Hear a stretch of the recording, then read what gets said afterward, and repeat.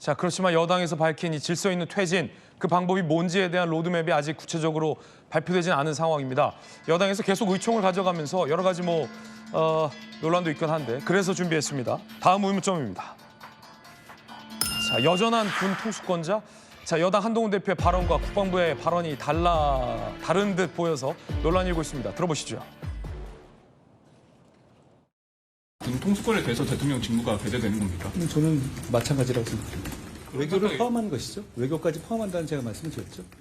지금 국군 통수권은 누구한테 있나요? 대통령께 있습니다.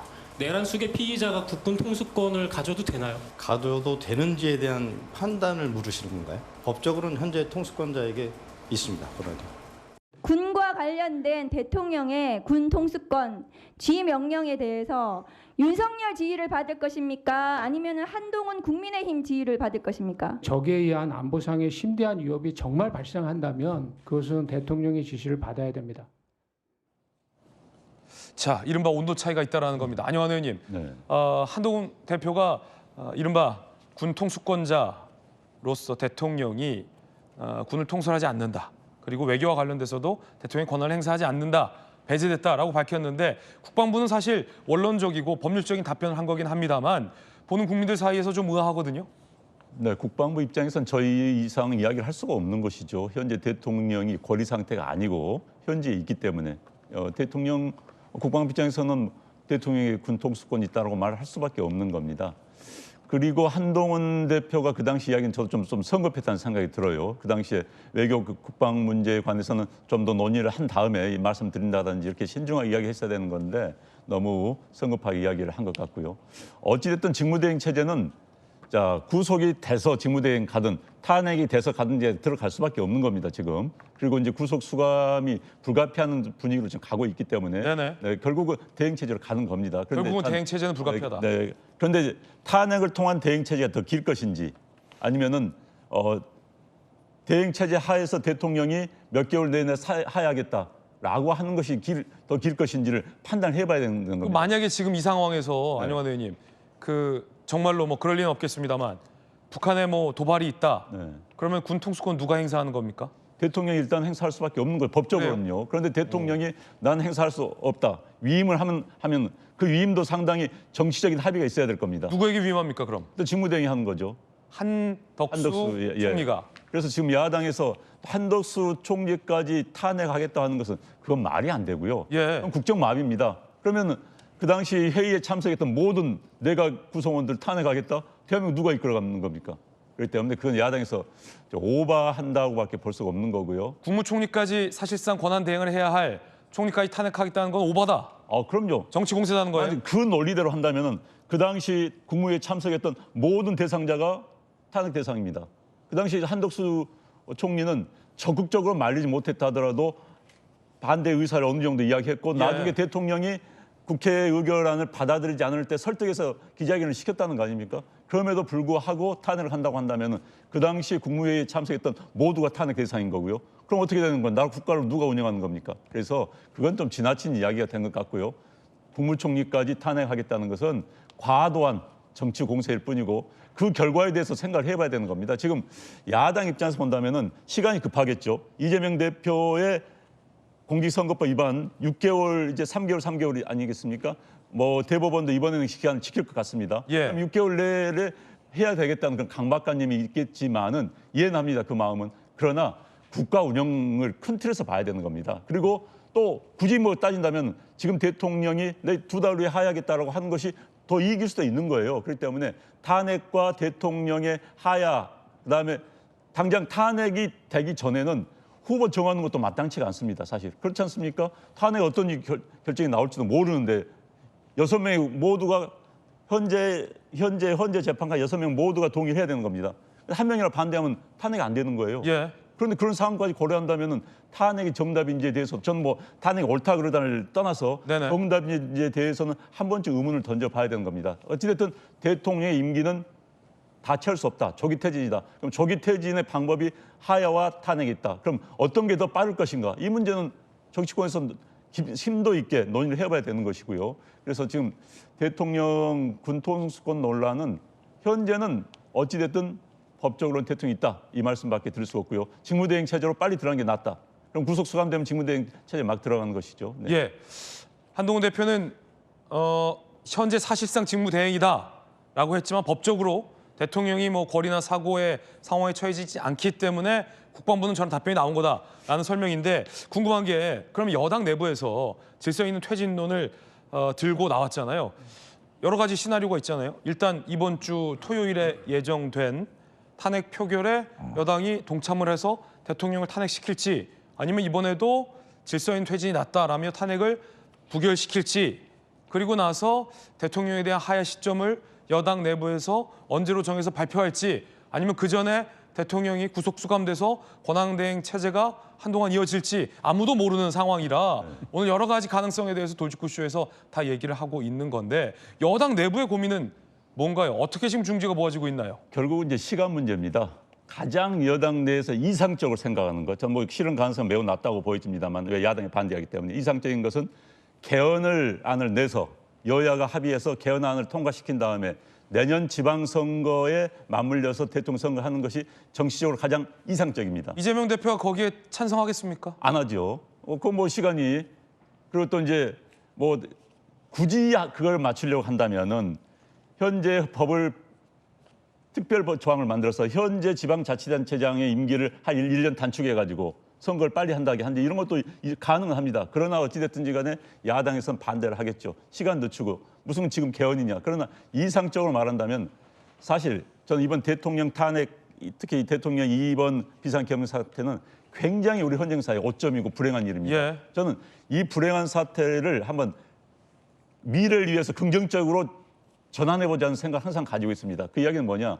현재 대한민국 헌법 97년 체제는 이제 시효가 다 했습니다. 바꿔야 됩니다. 그러면 이 기회에 과거에 어느 현직 대통령도 본인의 임기를 단축해 가면서 개헌을 할 사람이 하나도 없었습니다. 그러나 이번에는 본인의 의지와 상관이 없이 임기가 단축될 수밖에 없고 이 기회에 개헌을 해서 이른바 논란이 많던 제왕적 대통령제 종말을 고하게 하지 않는 게 제 생각이고요. 많은 분들이 이렇게 생각을 합니다. 이게 이상적입니다. 그러나 정치적 셈법으로 말한다면 야당에서는 동의할 수가 없는 것이죠. 왜?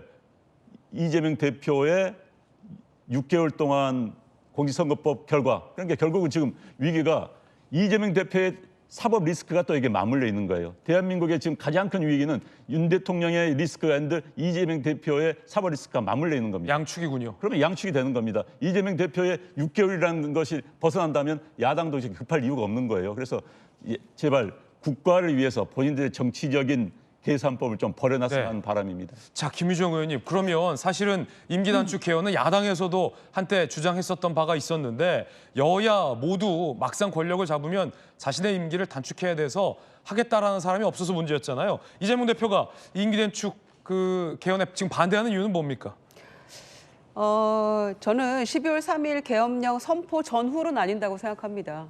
그러니까 적어도 11월 7일 날 어쨌든 사과 소중한 안에 이 발언 명태균 게이트 관련해서 여러 가지 문제가 있을 때 기자회견 통해서 사과했잖아요. 그런데 그때 만약에 대통령이 결단을 내려가지고 임기단축 개헌이나 뭐 조건부 본인의 어떤 하야 내지 이런 얘기를 했다면 어느 정도 하나의 아이디어가 될 수 있을 거라고 생각합니다. 있었을 거라고 생각합니다. 그런데 12월 3일 계엄령 선포 그리고 내란 혐의로 이제 피의자 신분이 돼버린 이 상황에서는 그거는 그냥 하나의 변명, 여당에서 그냥 내놓는 어떤 지금의 이 상황을 위기를 모면하려는 하나의 방편으로밖에 안 들리는 거예요.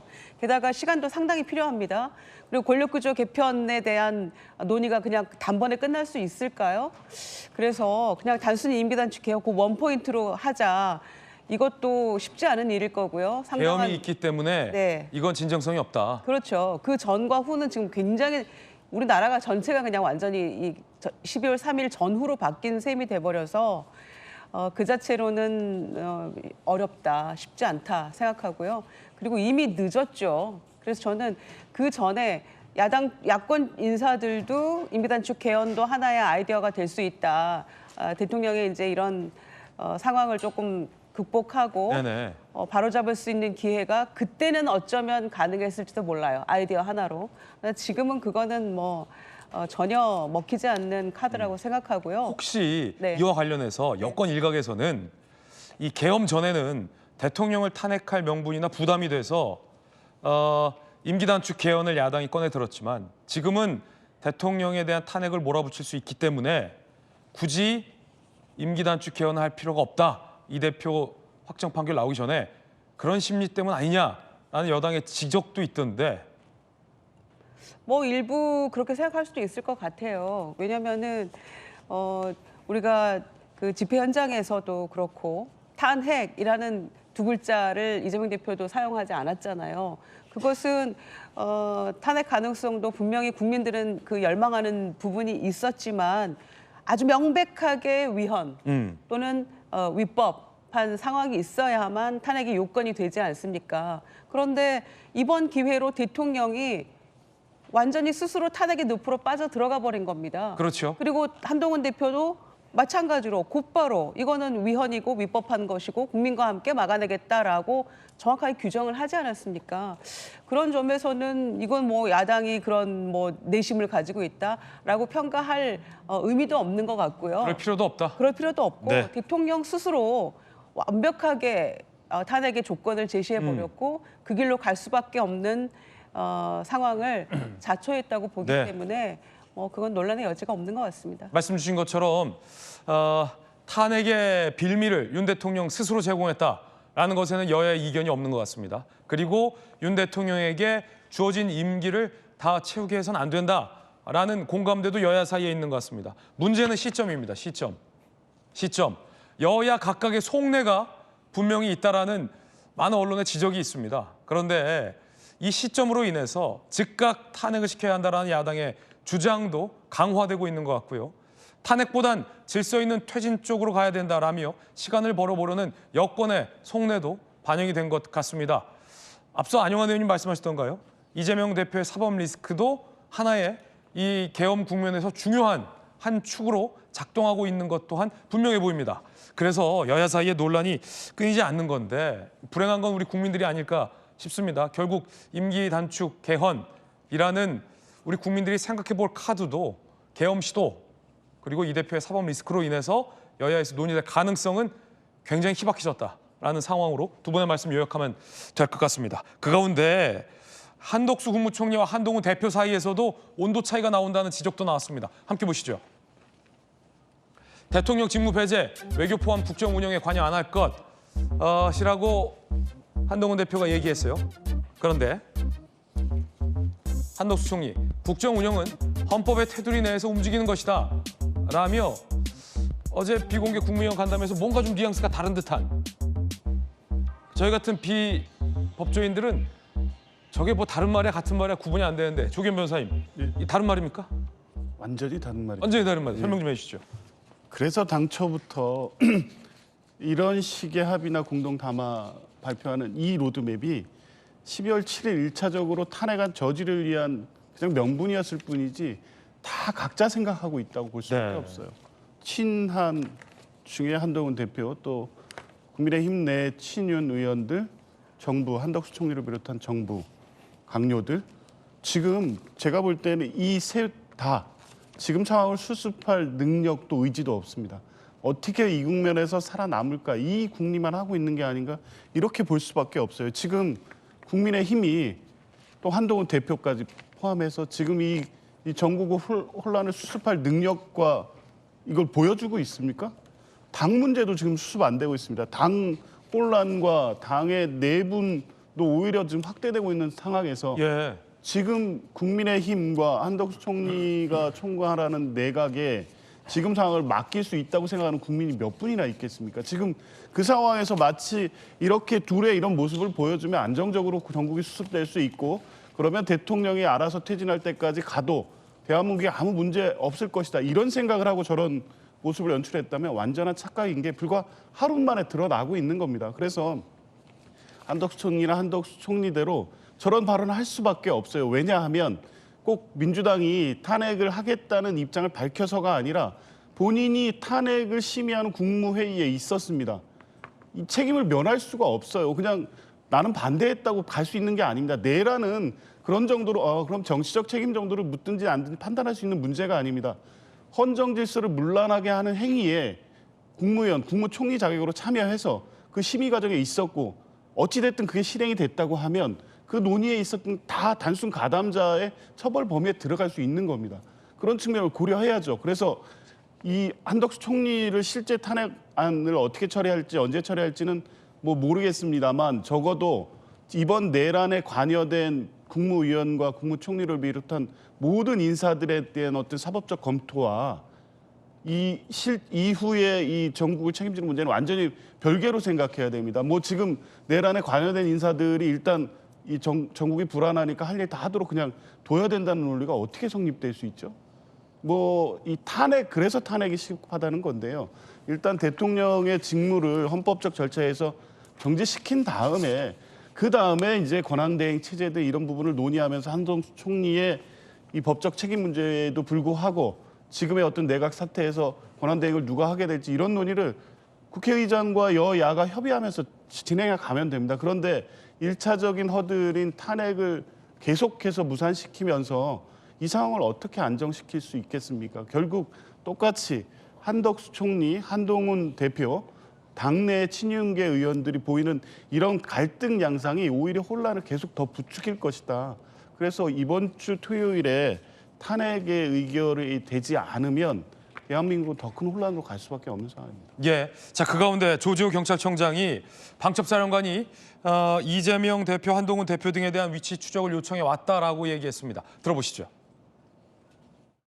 당시에 방첩사령관한테 전화가 왔다 했는데 당시에 방첩사령관이 위치 추적을 이렇게 요청을 했죠. 위치 추적을 요청한 주요 인사는 누구입니까? 이재명 대표님 있었고 야당 원내대표 있었고 경찰청장. 한동훈 대표는요. 처음에 불러준 명단에는 없었고 그 뒤에 한번 다시 전화 와가지고 한 명 추가라고 해서 이제 들어간 겁니다. 체포를 위해서 위치를 확인해 달라 했는데 저희들이 그거는 그 경찰에서 할 수 있는 게 아니고 전현 의원 질의에 답변을 10시 40분경에 위법인지 인지했다고 그러는데 위법인지 인지한 이유가 뭡니까? 그 위치를 추적을 해달라는데 근데 위치 추적 자체가 불법이고 위치 추적을 하려면 법원에서 발부한 영장이 있어야 되는데 그거 없이 해달라니까 저희들이 할 수 있는 것도 아니고. 용인할 수 없는 절대적 잘못입니다. 따라서 대통령은 즉각 직무를 정지하고 법의 판단을 받아야 합니다. 이는 명백한 것으로 상대의 하위 법령 위반이나 정치적 공격에 대한 방어 등으로 합리화될 수 없습니다. 다른 변명이 있을 수 없습니다. 엄단하여 반복되지 않게 해야 할 국가 범죄입니다. 이에 대통령의 사죄와 즉시 하야를 촉구합니다. 우리 여당에도 진지한 잘못 인정과 대통령 탄핵 협조를 요구합니다. 저는 오로지 보수의 가치 판단 기준인 헌정 질서 및 자유민주주의 수호 정신에 따라 또 국민들께 깊이 사죄하는 마음으로 반헌법적, 반민주적 비상계엄을 기획한 대통령에 대한 탄핵 표결에 적극 찬성합니다. 더하여 우리 여당에서도 보수의 가치에 정면으로 위반한 대통령에 대한 탄핵에 함께 동참할 것을 요구합니다. 잘못에 책임 있는 여당이 국민에게 행동해야 할 최소한의 도리라고 생각합니다. 진정한 참여가 있어야 개선이 가능하다고 배웠습니다. 지금 우리 당은 그래야 합니다.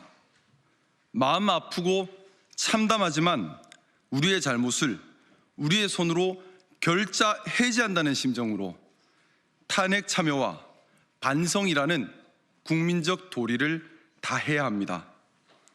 이후 처음부터 다시 시작한다는 각오로 보수의 가치를 기준으로 한 걸음 한 걸음씩 국민의 신뢰를 다시 얻어가야 합니다.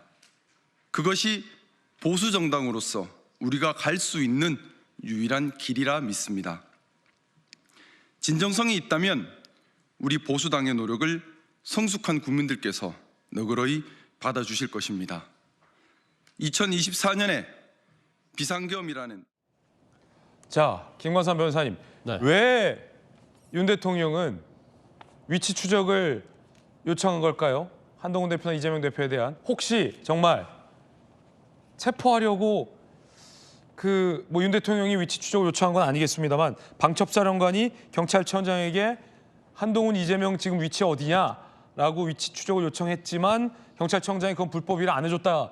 요게 지금 주요한 논란이잖아요. 그럼 방첩사령관은 누구에게 지시를 받고 일단 위치를 파악한 것 같은데 윤 대통령은 체포 지시 안 했다라고 진실 공방이 일고 있는 지점인데 아니 위치 추적을 하는 이유가 뭐죠?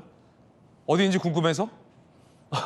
어디서 뭐 하고 있을까를 궁금해서 했어요. 근데 그게 꼭 체포라고 볼 수는 없잖아요. 아니 그걸 위치 추적해서 방첩사령관한테 줘라는 거 아닙니까? 그러면 계엄군이 체포를 하겠다는 거죠.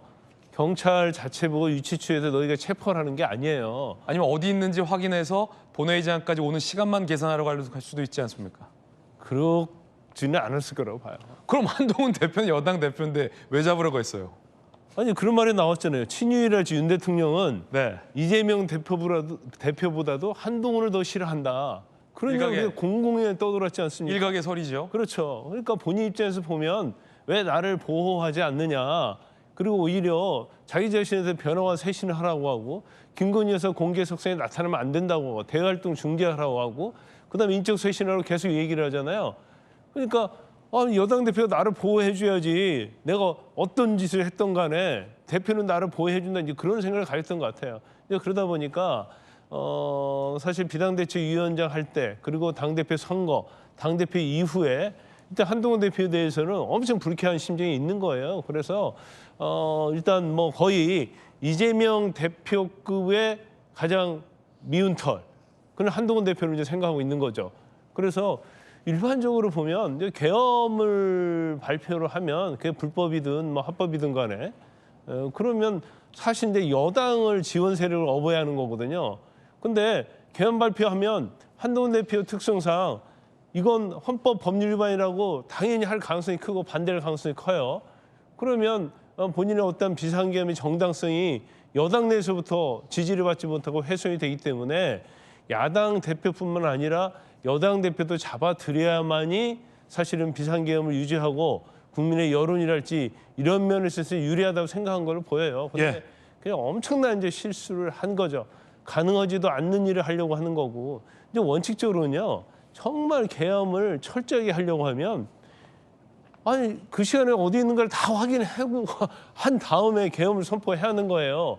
가장 중요한 게 국회의원들 등원을 막아서 반헌법적인 그 말씀을 그렇게 이해하십니까? 해제 요구를 못하도록 하는 게 제일 중요한 거 아니에요? 네. 그러면 그걸 하려고 하면 전제가 되는 여러 가지 행위를 딱 준비해 놓고 해야 하는데 계엄 선포하고 나서 유치 추적 어디에 있는가 찾아와서 체포하려고 헤매는 이런 것들이 일단은 뭐 이번 계엄이 얼마나 이제 엉성했는지를 보여주는 거예요. 뭐 한두 번이 아니었잖아요. 엉성하다는 것이. 그러니까 그만큼 이 계엄이 굉장히 어설픈, 엉성하다라는 취지의 발언입니다.